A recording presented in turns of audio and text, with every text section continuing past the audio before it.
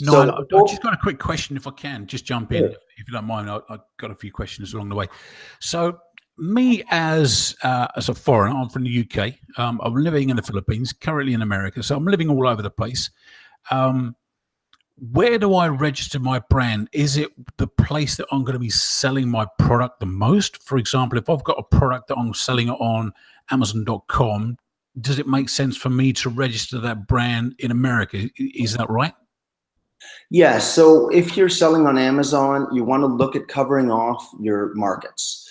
So it's not where it's being manufactured so much as where you're going to be getting the majority of your revenue. So if you're selling in the US, usually US is usually the largest market for Amazon sellers, then you want to start there with some coverage.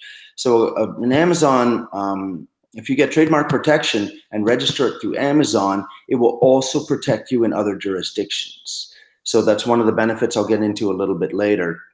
But if you have a US trademark, you'll get some protection in Canada and some protection in Europe, so long as Amazon is controlling the sale of the product.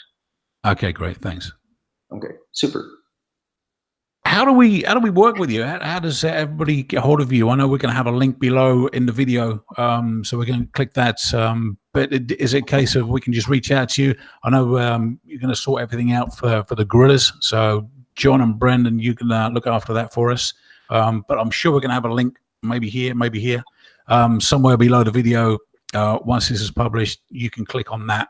But basically, you will look after us, Niall. Yeah, that's basically what we're asking, yeah?